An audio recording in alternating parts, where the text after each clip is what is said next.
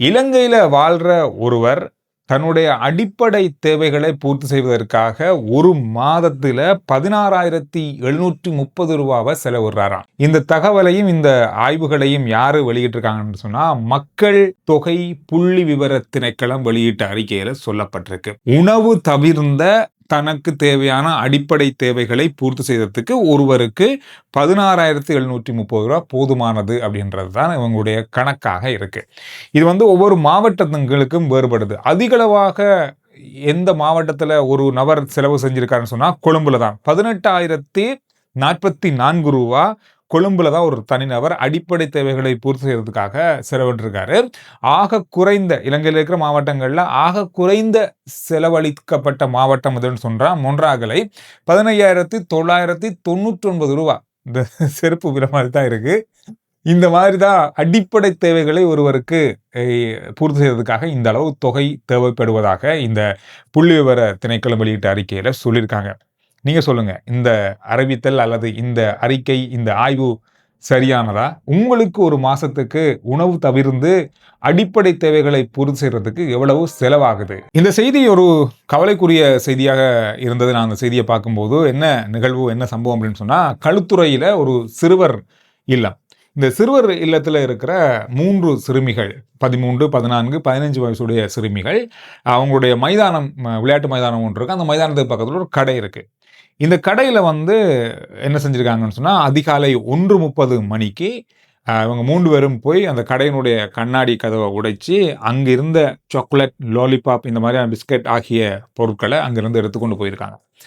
இந்த சம்பவம் நடந்திருக்கு. கடைக்காரர் இந்த கடை உடைச்சிருக்கு அப்படின்னு சொல்லி போலீசாரிடம் முறைப்பாடு செய்து 40,000 பெறுமதியான இந்த சாக்லேட்டுகள், லாலிபாப்புகள் காணாமல் போயிருக்கு அப்படின்ற மாதிரி முறைப்பாடு செஞ்சிருக்காரு. போலீசார் பரிசோதனை செஞ்சு பார்த்ததுல சிசிடிவி கேமரா ஆதாரங்கள் அங்கிருந்து பெறப்பட்டிருக்கிறது. அதுல இவங்க 3 பேரும் தான் இதை எடுத்துக்கொண்டு போயிருக்காங்கன்றது உறுதிப்படுத்தப்பட்டு அவங்க 3 பேரும் கைது செய்யப்பட்டிருக்காங்க. கைது செய்யப்பட்டு நீதிமன்றத்தில் ஆஜர்படுத்தப்பட்டதாக சொல்லப்பட்டிருக்கு. பார்க்கும்போது கொஞ்சம் கவலைக்குரிய செய்தியாக தான் இருந்தது. இதோட ஹட்டன் நகரத்தில் அஸ்வஸ்ம அரசாங்கத்தால் வழங்கப்படுகின்ற உதவித்தொகை இருக்குதானே, இந்த உதவித்தொகை கிடைக்கின்ற நாட்கள்ல பாரிய அளவான மதுபான விற்பனை நடைபெறுவதாக கணக்கிடப்பட்டிருக்கிறது. இந்த நாட்கள்ல தான் எப்பவுமே இல்லாத அளவு, ஒரு பண்டிகை நாட்கள்ல மதுபானம் எந்த அளவுக்கு விற்பனையாகுமோ அதை விட அதிகமான அளவு அஸ்வஸ்ம பெறுகின்ற அந்த நாட்கள்ல விற்பனையாகுது. பாரிய அளவான வியாபாரம் நடப்பதாக கண்டறியப்பட்டிருக்கிறது. இலங்கையில நிறைய வரி நிலைமைகள் இருக்கு, வரி கற்ற அந்த முறைகள் இருக்கு. இப்ப மூலதன வரி பற்றி பேசப்படுது. மூலதன வரி பற்றி ஏற்கனவே பேசப்படுதுதான். ஆனா இதுல அதிகரிப்பு ஏற்பட்டிருக்கிறது. 10% இருந்த மூலதன வரி இப்பொழுது 15% இருக்கு தனிநபருக்கு. 10% இருந்த வியாபாரத்துக்கான மூலதன வரி இப்பொழுது 30% அதிகரிக்கப்பட்டிருக்கிறது. என்ன இந்த மூலதன வரின்னு கேக்குறீங்க? உதாரணத்துக்கு அல்லது சுருக்கமா சொல்ல போனா, ஒருத்தருக்கு அசையா சொத்துக்கள் வீடு இருக்குன்னு வைங்க. ஒரு வீடு ஒருத்தர் பேர்ல இருக்கு. அதே நபர்ல பேர்ல 2 வீடு இருக்குன்னு வைங்க. இந்த 2 வீட்டுல ஒரு வீட்டை விற்கிறாரு. அவர் வாங்கிய விலையை விட அதிகமான விலைக்கு தான் விற்பாரு. அந்த வருமானம் இருக்குதானே, அந்த அதிக வருமானம், அதுதான் மூலதன வருமானம்னு சொல்லப்படுது. இந்த மூலதனத்துக்கு இந்த மூலதன வரி அறவுறாங்க. இதுவரைக்கும் 10% இருந்தது தனிநபருக்கு, இப்ப 15% மாறி இருக்கிறது. இது வியாபார ரீதியாக ஒரு வியாபார கட்டிடத்தை, ஒரு கம்பெனிக்கு, ஒரு நிறுவனத்துக்கு சொந்தமான கட்டிடத்தை நீங்க விற்கிறீங்களா இருந்தா, அது 1 இருந்தானே 2 இருந்தானே, அது என்னவா இருந்தாலும், 1க்கு மேற்பட்டதா இருந்தாலும் சரிதான், இது எல்லாத்துக்குமே 30% மூலதன வரி அறவிடப்படும். அதை விற்கும் போது வர வருமானத்துல மூலதன வரி இருக்கு.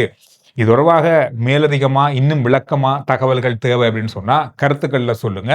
அதுக்காக ஒரு தனி வீடியோவை தாரேன். இலங்கையில 40,000க்கும் அதிகமான போலீசார் சேவைக்கு தேவைப்படுகிறார்கள். 40,000 பேர் தேவைப்படுது அப்படின்னு சொல்றாங்க. எவ்வளவு பெரிய தொகை! இது ஒரு இக்கட்டான சூழல் ஏற்பட்டிருக்கிறது போலீஸ் பிரிவுக்கு. உடனடியாக சிவில் பாதுகாப்பு பிரிவிலிருந்து 10,000 பேரை சேர்த்துக் கொள்ள போறாங்க. அதோட இந்த வருஷத்துக்குள்ள இன்னும் 10,000 பேரை மேலதிகமாக போலீஸ் பிரிவில் சேர்த்துக் கொள்வதற்கான நடவடிக்கைகள் மேற்கொள்ளப்பட்டிருக்கு.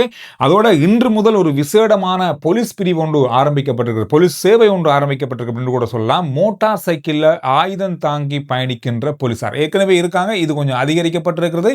தனியான போலீஸ் பிரிவுக்காகவே இது ஆரம்பிக்கப்பட்டிருக்கிறது. கொழும்புல இருக்கிற மிக முக்கியமான பகுதிகளில் பாதாள உலக குழுக்களுடைய நடவடிக்கைகள், போதைப்பொருள் தொடர்பான விடயங்களை கட்டுப்படுத்துறதுக்காக இந்த போலீஸ் குழு இயங்க போறாங்க. இவங்களுக்கு மிகப்பெரிய அளவான அதிகாரங்கள் கொடுக்கப்பட்டிருக்கு. உடனடியான பரிசோதனைகள் யாரை வேணாலும் செய்யலாம், சுற்றி வளைப்புகளை நடத்தலாம். இலங்கையினுடைய புலனாய்வு பிரிவோடு இணைந்து செயற்படக்கூடிய ஒரு அணியாக இது உருவாக்கப்பட்டிருக்கிறது. 24 மணி நேரமும் கொழும்புல மோட்டார் சைக்கிளில் ஆயுதங்களோட பயணிக்கக்கூடிய அவங்களுக்கு அதிகாரங்கள் கொடுக்கப்பட்ட இந்த போலீஸ் பிரிவு இப்பொழுது இன்று முதல் நடைமுறைக்கு வந்திருக்கு. நுவரேலியா பிரதேசத்துல பரிசோதனை ஒன்று நடந்திருக்கு. வாகனங்களை பரிசோதனை செஞ்சிருக்காங்க. சேவையில இந்த வாகனங்கள் எல்லாம் ஈடுபடுத்த முடியுமா முடியாத என்ற பரிசோதனை. இந்த பரிசோதனையில மட்டும் அந்த பிரதேசத்துல மட்டும் செய்யப்பட்ட பரிசோதனையில 49 வாகனங்கள் கண்டுபிடிக்கப்பட்டிருக்கு சேவையில ஈடுபடுத்த முடியாது அப்படின்னு சொல்லி. எந்தெந்த பாதைகள் அப்படின்னு சொல்லி வெளியாக இருக்கு. நுவரேலியா பதுளை வீதியில கண்டுபிடிச்சிருக்காங்க. அதோட நுவரேலியா உடப்பு செல்லா வீதியில வச்சுதான் இந்த பரிசோதனைகள்ல இந்த 49 வாகனங்களும் கண்டுபிடிக்கப்பட்டிருக்கு. என்னென்ன வாகனங்கள் அப்படின்னு கேட்டா பயந்துருவீங்க. இதுல அதிகமாக இருக்கிறதே பயணிகள் பேருந்து, பஸ் 18க்கும் அதிகம். அதோட லொரிகள் 21, முச்சக்கர வண்டி 2. இது எல்லாமே வருகின்ற மாதம் 15ஆம் தேதிக்கு முதல்ல சரியான முறையில் பாதுகாப்பாக பயணிக்கக்கூடிய தன்மையில் இருப்பதை உறுதிப்படுத்தினா தான் இந்த பேருந்துகளுக்கான அனுமதி பத்திரங்கள் வழங்கப்படும். இல்லைன்னா ரத்து செய்யப்பட்டு இந்த வாகனம் சேவையிலிருந்து நீக்கப்படும் அப்படின்னு சொல்லி அறிவுறுத்தல் வழங்கப்பட்டிருக்கிறது.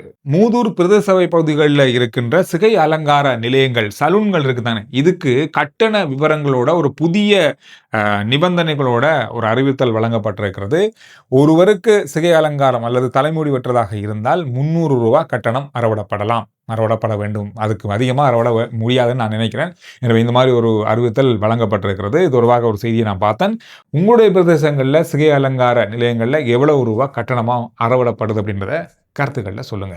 உலகத்தினுடைய மிகப்பெரிய ஒரு அரசியல்வாதியாக அல்லது அதிக ஃபாலோவர்ஸ்களை கொண்ட ஒரு அரசியல்வாதியாக இன்ஸ்டாகிராமில் 100 மில்லியன், அதாவது 10 கோடி ஃபாலோவர்ஸை கொண்ட முதல் அரசியல்வாதியாக இந்தியாவுடைய பிரதமர் நரேந்திர மோடி அவர்கள் இன்றைய நாளில் அவருடைய அதாவது 10 மில்லியன் ஃபாலோவர்ஸ் அடைஞ்சிருக்காரு. இது உலக அரசியல் வரலாற்றில் உலக அரசியல் தலைவர்களுக்குள்ள அதிகூடிய ஃபாலோவர்ஸை கொண்ட ஒரே தலைவர் நரேந்திர மோடி அவர்கள் தான் இன்ஸ்டாகிராமில்.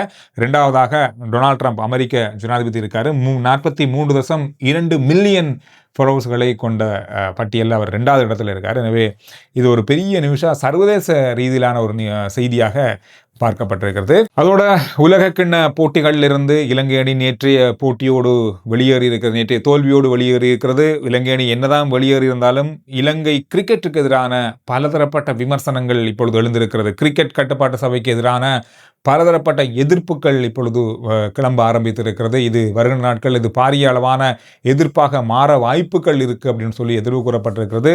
இலங்கை அணியினுடைய தலைவர் தசுன் சானக இன்றைய நாளில் ஒரு விஷயம் சொல்லியிருக்காரு. உலகக்கிண்ண அணியினுடைய ஒரு வெளியேற்றம் அப்படின்றது எங்களுக்கு மிகப்பெரிய ஒரு கவலை அளிக்கிறது. அதோடு ரசிகரிடம் தான் மனமுருகி மன்னிப்பு கேட்பதாகவும், அதே சமயத்தில் இலங்கை கிரிக்கெட் மீது நம்பிக்கை இழக்க வேண்டாம், ரசிகர்கள் இலங்கை கிரிக்கெட்டை கட்டியெழுப்ப முடியும் என்ற நம்பிக்கை தன்னிடம் இருப்பதாகவும், தான் இலங்கைக்காக மாத்திரமே விளையாடுவதாகவும், இந்த உணர்ச்சிவசப்பட்ட அல்லது ரசிகருடைய உணர்ச்சியை தான் மதிப்பதாகவும் அதை ஏற்றுக்கொள்வதாகவும் இந்த தோல்வியை தான் ஏற்றுக்கொள்வதாகவும் இன்றைய அறிக்கை ஒன்றில் அவர் குறிப்பிட்டிருக்காரு. இது என்னதான் இந்த மாதிரி ஒரு விஷயத்த இப்பொழுது அவங்க பக்கம் வந்தாலும் ரசிகர்கள் பக்கமாகவும் இந்த தோல்விகளையும் தாண்டி ஸ்ரீலங்கா கிரிக்கெட்டுக்குள்ள பெரிய ஒரு மாற்றம் கொண்டு வரப்பட வேண்டும் அப்படின்றதுல ரசிகர்கள் மட்டுமில்லை பலதரப்பட்டவர்கள் இப்பொழுது எதிர்ப்புகளை தெரிவிக்க ஆரம்பிச்சிருக்காங்க. இது ஒரு பெரிய ஒரு விஷயமாக வருகின்ற நாட்களில் இருக்க வாய்ப்பு இருக்குது. இந்த உலகக்கிண்ணம் முடிந்ததுக்கு பிறகு இலங்கை கிரிக்கெட்டில் பெரிய ஒரு மாற்றத்தை கொண்டு வருவதற்கான பலதரப்பட்ட நடவடிக்கைகள் இப்பொழுது மேற்கொள்ளப்பட்டு வருவதாக சொல்லப்பட்டிருக்கு. எனவே RJ Chandru report WhatsApp link முதல் கமெண்ட்ஸ்லையும் டிஸ்கிரிப்ஷன்லையும் இருக்கு. ஃபாலோ பண்ணுங்க. அடுத்த வீடியோவில் நான் உங்களை சந்திக்கிறேன்.